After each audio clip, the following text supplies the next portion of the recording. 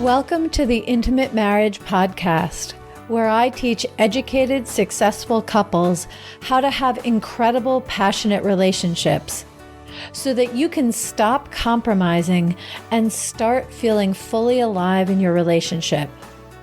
I'm Alexandra Stockwell, aka the Intimacy Doctor. I'm a physician, a relationship and intimacy coach, and I'm an intimate marriage expert. My husband and I have been married for 27 years. We have 4 children and full professional lives, and we've created an amazing marriage. I've shown hundreds of couples how to do so as well. So if you want to deepen your understanding of your own relationship and learn to access new heights of emotional, sensual, and erotic intimacy, you're in the right place. I will show you how. Now, let's dive in.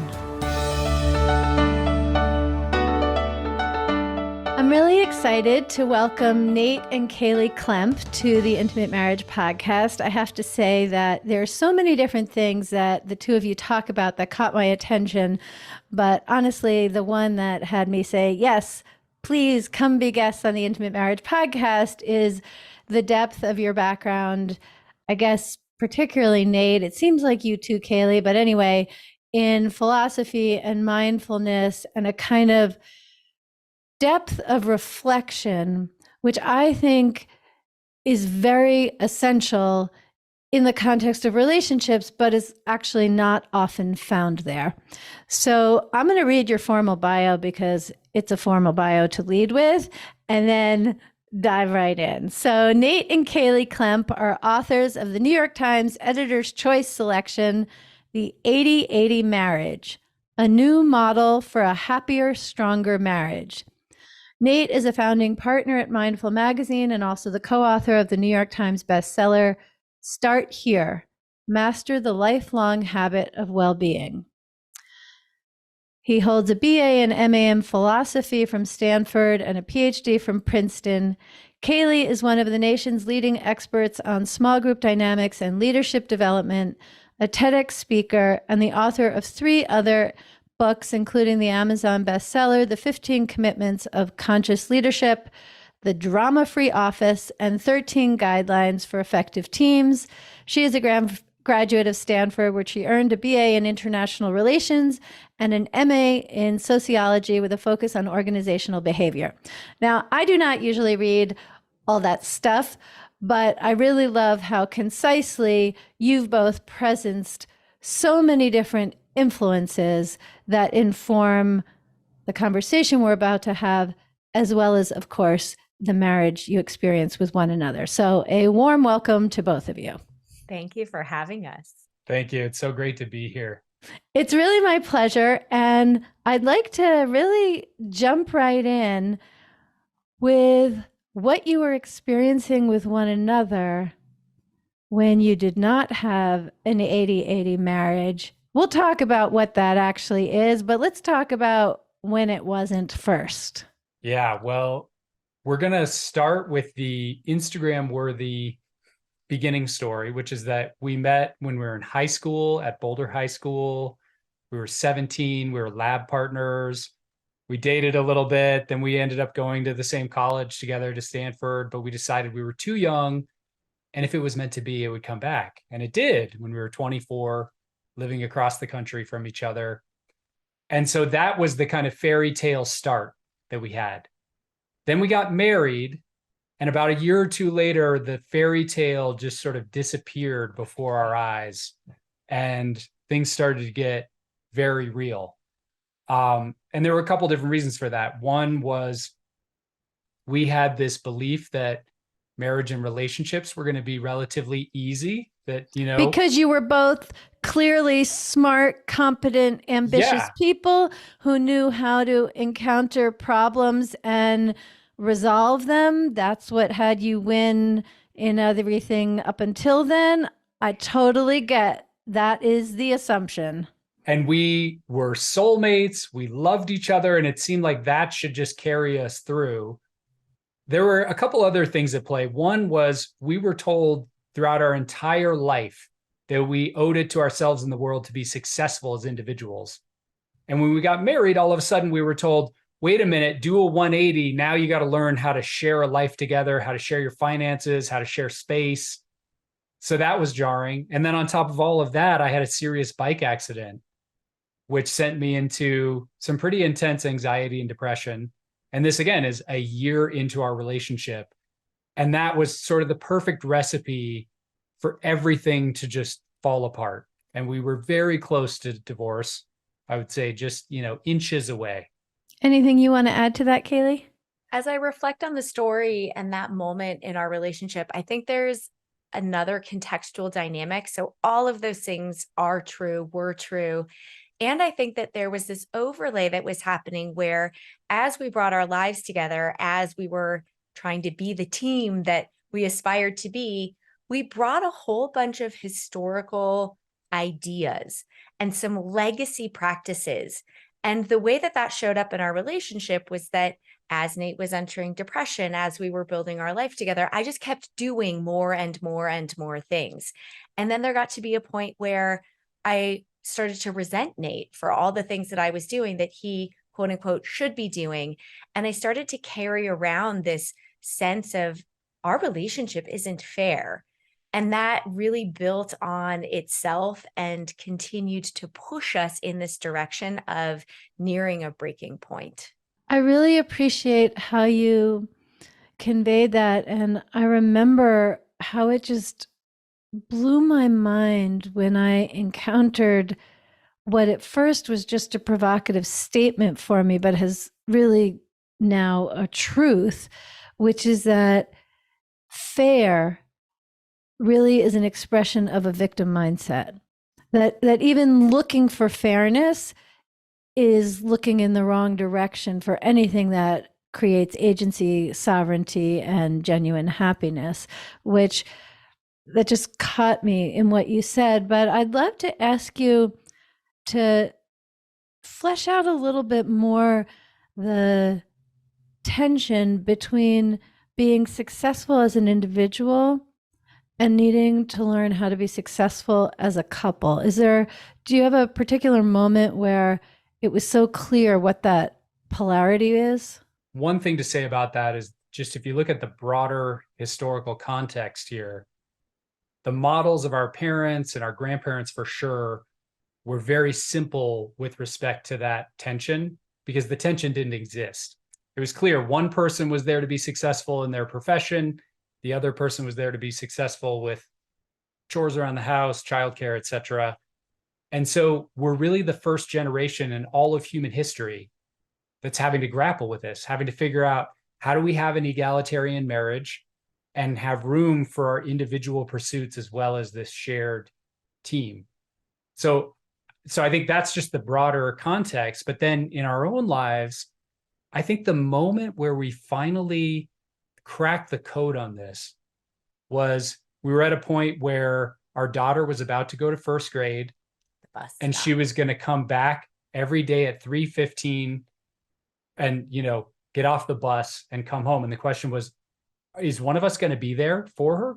Do we need to do some sort of aftercare where she stays, or does one of us have the ability to be there? And we both wanted one of us to be there, and we both wanted the other person to be there. From my perspective, Kaley was the perfect person for this. And obviously Nate was the one who needed to meet the bus. So this was a moment where, from our individual calculus, it made sense for the other person to do it, and there was no way out of it. It was an intractable disagreement. But then we started asking a different question for the first time, which was, what's best for us as a family, rather than what's best for me? And it's a simple shift of just like one word in that phrase, but that shift made all the difference. And we decided that it made sense for me to take a step back to go to 80% of my job, which was a big deal at the time.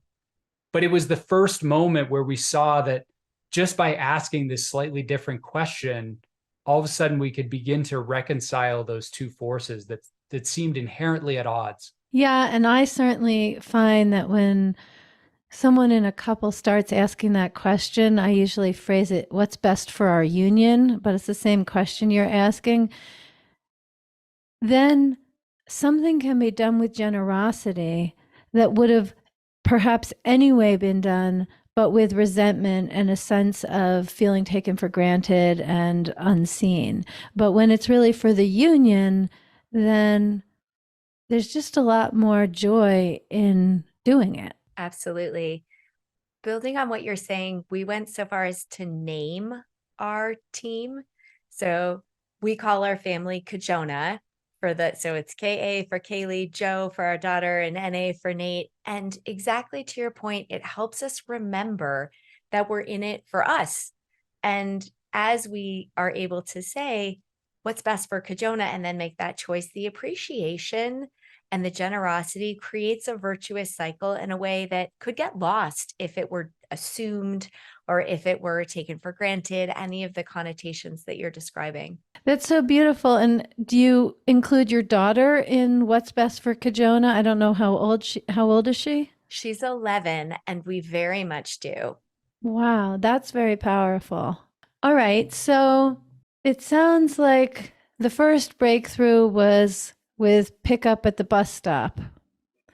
Then tell us about the ripple effect from there, such that it sounds like you really reorganized the architecture in the culture of your marriage from what became apparent with that. I think it's helpful to go back and notice that one moment was the culmination of lots of different moments of awareness and starting to recognize how fairness had snuck into all these different places in our world. And I love how you said fairness is indicative of a victim mindset. And I think it's helpful to recognize that for many people, it has been an aspiration, that it seems like, especially against the context of the research that shows that in heterosexual relationships, the woman does more, that coming into balance, coming to fairness was something that couples were striving for. Just this morning, I had a conversation with a woman who leads a very prestigious organization, and she was saying, Kaley, in our group of friends, we realized that fairness was something that we wanted, that we were working for. It seemed better. And then we got there and we realized all that had created for us was a sense of keeping score, keeping track, and feeling resentful toward our partners, and recognizing that there is something else that's available. That when I am doing, even if it's the same thing, from that perspective of this is in service of our family, this is in service of our family unit, I might still make the meal or wash the dishes or do that pickup or file the taxes, but I'm not doing so because you now owe me. I'm doing so because it's in service of our teamwork. And so catching all the ways that we have created flavors of you owe me. I'm going to go to your parents' house for dinner, and now you owe me a dinner at my parents' house. Or I'm going to be the one who wakes up in the middle of the night with the kiddo when she drops her water or has a nightmare. And let's be clear, it's going to be your turn next time. As we started to recognize all the sneaky ways that those had shown up, it gave us more opportunities to pause and say, instead, what's best for our team? And that, I think, created a different mindset, which was a foundation for structure. And I think that's worth unpacking as the ripple effect. Absolutely. And it seems likely that the two of you were able to have an adequately reflective conversation about that. But I think a really common phenomenon, and I'm going to just go with the stereotypes, acknowledging it, but also they're stereotypes because this is what happens in many relationships. And that is that even if, again, in a heteronormative context, the husband, the father, the man is glad to do more, it's the woman who perceives much more of what needs to happen. So, of course, this is generally spoken about in terms of emotional labor, but I'm specifically not talking about it in terms of emotional labor. I'm talking about it in terms of perception, that when the woman walks in, she sees that the house needs to be cleaned up.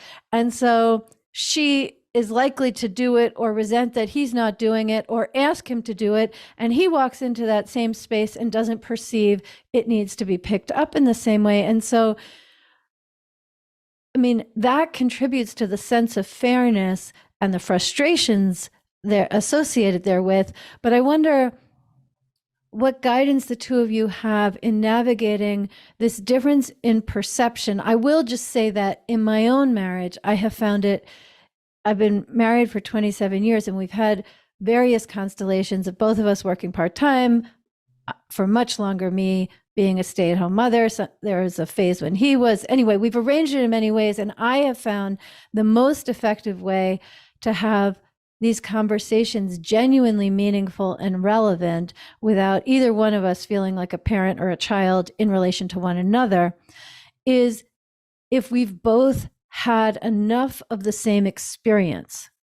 So, for example, if I am away for 2 weeks and my husband is handling laundry, bedtimes, meals, and grocery shopping on his own, it doesn't come as easily 2 weeks in as it would to me having done all those things for years, but we can now really have a conversation. And I think in many couples, there isn't that basis in common to even negotiate that without any kind of parent-child hierarchical dynamic, which is such a passion killer in a marriage. So I wonder what your response is and any guidance either of you have on that particular sticking point. Yeah. Well, first of all, I just want to dispel any notions that we've been good at this since the beginning. We spent about 10 or 15 years being really bad at this, and Kaley carrying most of the mental load, which you're talking about. Because I saw all the things that needed to be done. And then I did them. And then he would try to do them, but he wouldn't do them right. So I would redo them, which was a huge disincentive for him to do any of the things. And as you said, Alexandra, not very sexy as No. well, having those kinds of conversations. So we really in did either position, as the one perceiving absolutely. or the one not perceiving. Totally. So I think, when it comes to a conversation like this, the big shift that we experienced and that we advocate in our book and our writings is really this shift from everything happening by accident to things happening by intention and by design. And the reason I think that's applicable here is that when we started our relationship and we interviewed about 100 couples and found that this was true for most couples, the attitude was one of, hey, let's just let random historical accident and 1950s gender norms dictate who does what and who perceives what and who carries most of the mental load.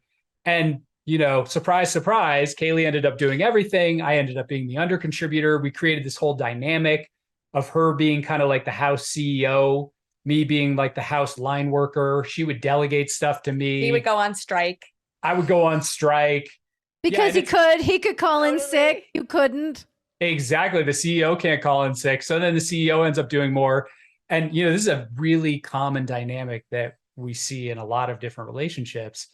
And I think that the reason that happened for us, and it happens for so many people, is that at no point is there a conversation where the two people take a step back and think, wait a minute, all of this happened accidentally. What if we were to actually design this together? So take something like roles. Who does what? And with roles, we think of both the actual execution of the task, but also the mental load required to execute the task. So this is an exercise that many couples have never done. And yet you could do it in about 10 or 15 minutes. You take a couple pieces of paper, you write down what are the roles each person plays that are happening in actual life. And then on another piece of paper, well, if we considered our strengths, what we're good at, what we like to do, all these various things, how could we do this better? And that simple exercise is just putting a little bit more intention into it. And it can go a long way to sort of clarifying who does what, making things more efficient, bringing more connection into the relationship. The only piece I would add is before you do the roles exercise, ensuring that you're in a mindset of generosity and appreciation is essential. Because if you go into the exercise with I've got my piece of paper and you've got yours, we're going to make this fair. Is Mine is way longer. That's right. I'm going to make sure that when we add it up, it's 0 in both columns. It's so funny. We actually had a couple that did it in Excel, and they had this extremely intricate, assignment, and they Color-coded. weighted it. And then they just presented each other. I was like, okay, time out. Let's take a couple steps back. What do you care about? What do you like to do? Because true confessions, I find satisfaction in doing the laundry. I don't mind it. And so why would I force Nate to do, equal shares of, like, I don't mind it. It's satisfying. There's something about that conversation. Or my favorite example was the couple where he actually loved to cook, but they decided that what was fair is they needed to trade off who cooked every other night. And then they were mad that her meals weren't as good as his and he didn't have time. It was just this roundabout way to come to, what if we did this on purpose with care and generosity? Yeah, that's really so beautiful. And I'm also just smiling over here because in the first year of my marriage, my husband and I used to every Sunday night sit with our calendars and talk through every day, because we were both fourth year medical students and we had a baby. And so neither one of us really could call in sick. That wasn't an option. But if our daughter was sick, which one of us was in the more important rotation any given week that we couldn't, whoever was like in the cardiac surgery rotation, they were not going to call in sick. But if I was doing an outpatient clinic, maybe I could, or who would get home first. And I think an additional element in what you're saying is that it requires both people to either be capable or learn to be capable to really say what they need and what they want, and focusing this conversation on the chores as a way to develop skills in comfortably stating needs and desires, I think is an additional benefit, which of course carries over into lots of other areas of life where we don't tend to state our needs and desires or really give them the attention they require. And then resentment builds there too. Absolutely. As we think about mindset as this prerequisite to being able to design and structure a really healthy life together, there are 3 legs to the stool. And I think without any of them, it gets really wobbly. And the first one is contribution. How are you giving in your relationship? The second is appreciation. What are the glasses that you're wearing as you experience your partner? And are you catching them doing something good? And the third is really what you're naming. We call it revealing. And it's the ability to share if there's a hiccup or something that's not working, or a need or a want. And also, can I share my inner world? Can I reveal what's going on inside? Because certainly the ability to express a need or a want is essential in partnership, also in intimacy. And there's something really connecting about allowing your partner to know what's really going on with you. We talk about it as the difference between talking about the weather. Well, today I went to Costco and I had 3 meetings and then I was on a podcast. Interesting. But the significance of it, I felt really nervous and then I felt really proud, or, gosh, I felt disconnected or as an outsider. It gives you so much more fodder for that deeper connection. Yeah. So clearly, anyone listening should read your book, The 80/80 Marriage. I feel like you've provided the context so beautifully, and I want to switch into the impact of the 80/80 marriage in terms of responsibilities onto other aspects of marriage. But before we pivot, is there anything else that you'd want to include specifically about the 80/80 marriage? I have one more piece, and then maybe you do too. So one piece that I think is really important just to understanding the model itself is this idea that in all relationships, your mindset is contagious, that in some ways you could think of your relationship as a mirror of your own mindset. And this is why the shift from fairness to what we call 80/80 or radical generosity, doing 80%, more than your fair share, knowing that the math doesn't work there, is so powerful. Because if that's true, and that's one of our central assumptions, that mindset is contagious, then it shows why fairness is so self-defeating. That, you approach your partner with this mindset of fairness and resentment, and you can't understand why they're resentful toward you. Well, they're mirroring what the energy you're entering that conversation with. So the beauty of this shift to radical generosity, and the reason it works, is that even though your partner might not mirror that radical generosity right out of the gate, over time, they're going to be much more likely to engage and to contribute themselves. And that's actually the way that you can dissolve that over contributor, under contributor dynamic, is simply by making that mindset shift. I love that. I just want to add to that. It's so beautiful. The language that I usually wrap around that is not treating your marriage as commerce, that you're not looking at tit for tat or transactional. And I think the point you made, Nate, is very profound, because you're not talking about initially doing any less, but doing it from a place of generosity. It's not the fact that doing things is contagious in a marriage. The fact is that the mindset is what is contagious in the marriage. So the mindset while doing things, if it's positive, is much more likely to have reciprocation, not for reciprocation's sake, but because it creates a culture that is then inspiring for both people to contribute. I really love the nuance in that, because I think when we're in resentment and in a transactional model, we do think, well, if I just do more, then he will too.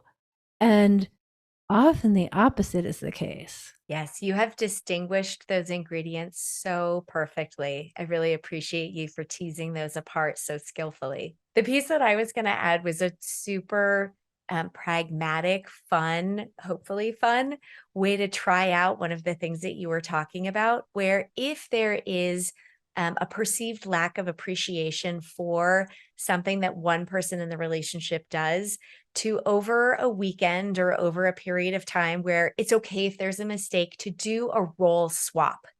So to have it where, if I have never been the one who reconciled the finances, like, leave me the finances and let me see if I can reconcile them, because there's so much appreciation on the other side.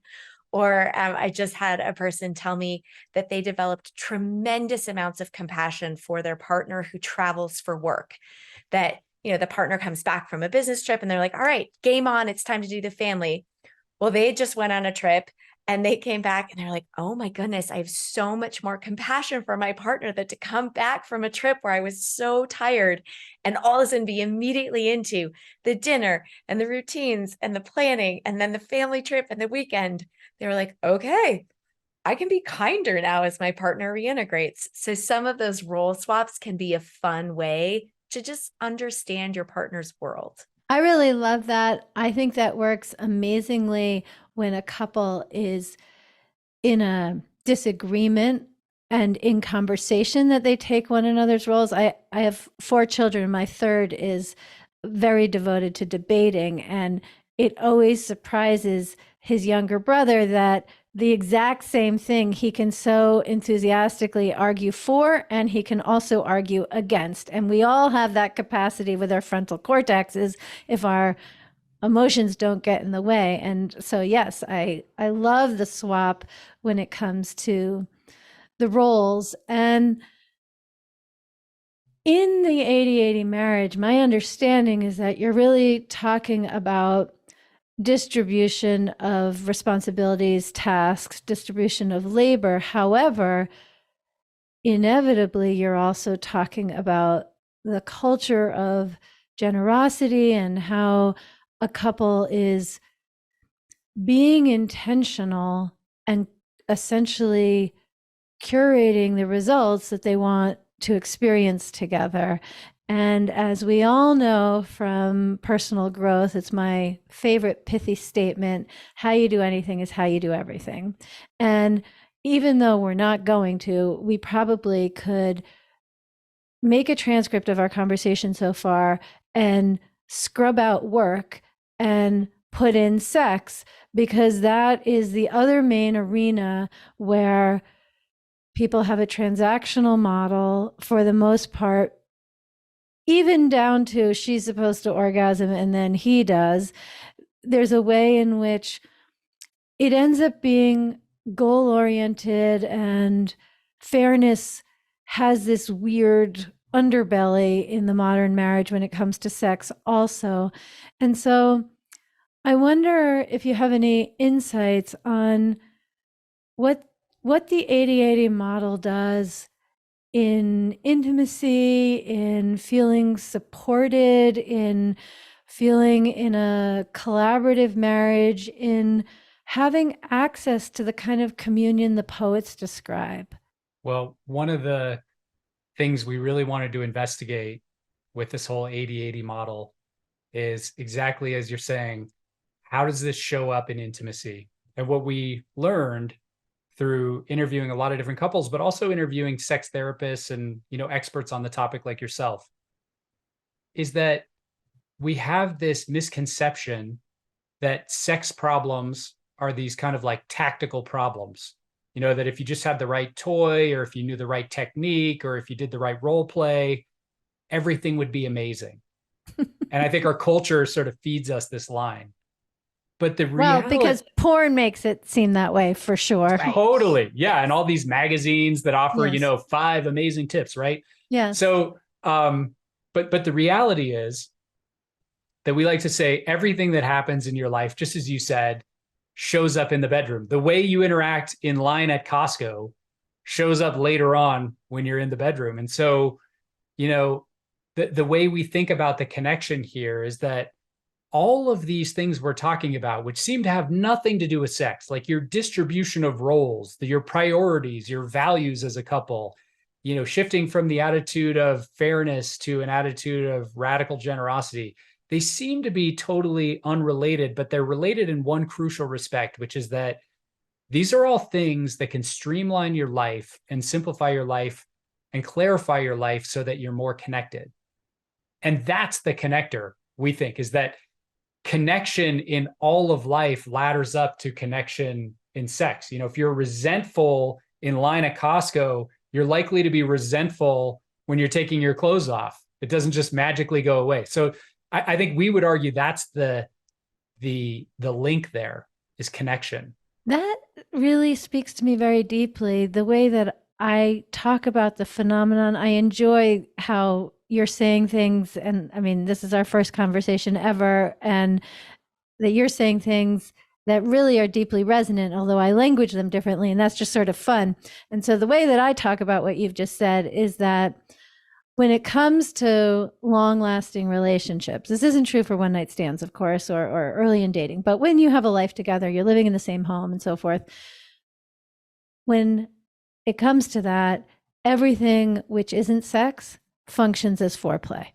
It either brings you a little closer together or of course, a lot further apart. And so if you feel honored and collaborated with when it comes to dirty dishes in the sink, there's a much greater likelihood that you're going to feel honored and collaborated with as you peel your clothes off.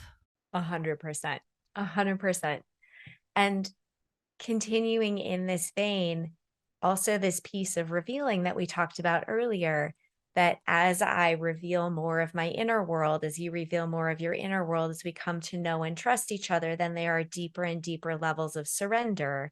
And that's mirrored exactly in sex, that as we reveal more and more of ourselves, of our wants, our desires, our needs, and the person holds those, then there's deeper and deeper surrender and connection.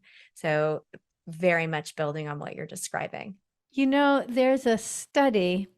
I personally am always a little suspicious of these kinds of studies. I don't know how the data is gathered, but I'm still going to mention it, that I think it's 84%. I don't remember. It's some ridiculously high number, way over 70. So I think it's about 84% of women have had sex in order for their partner to do household tasks. I can get the actual numbers. I have it somewhere in my files that might be very interesting for you. But of course, I used to think how ridiculous, like, to use sex to get your husband to vacuum or to take care of the kids, like, I don't know, either as a reward or as whether it's a carrot or a stick, or I don't know exactly. But anyway, that sex is used very much in a commerce-based way, not just for pleasure and connection, but in order to get the husband to do more stuff. And so I've always thought about that as something that, I'd want to completely decouple sex from household responsibilities. And I don't quite have this formulated yet, but while I'm listening to you, I think I'm going to evolve my position that it's not so much about decoupling, but finding the more right, harmonious, resonant relationship between what's happening in the bedroom and what's happening with getting the dishes washed and the other household tasks taken care of. Not that one uses one as a means to the end of accomplishing the other, but there is some kind of interwoven relationship there. Do either of you have a comment on that? I think that you are teasing it apart in such a skillful way, because if it's transactional, particularly if it's used in a withholding way, I Right. won't have sex with you until you vacuum or do the dishes or whatever. That typically does not enhance intimacy. It's very Or get the not at all. floor vacuumed, quite frankly. well, and then you can feel the couple moving apart where there's so much Yes. resistance. In contrast, this notion of, I love you. What brings me in connection with you? And I'm thinking about the silly meme where there's a group of women out, sort of having cocktails, and an extremely handsome man comes over and says, I'll do anything you want. Just anything, clean my house, right? Like that sentiment, while silly in some respect, the generosity underneath it, sort of the sexy quality of, we're a team here, there is something to it in contrast to the transactional nature. So I like the evolution rather than the find replace. Yeah, that's so good.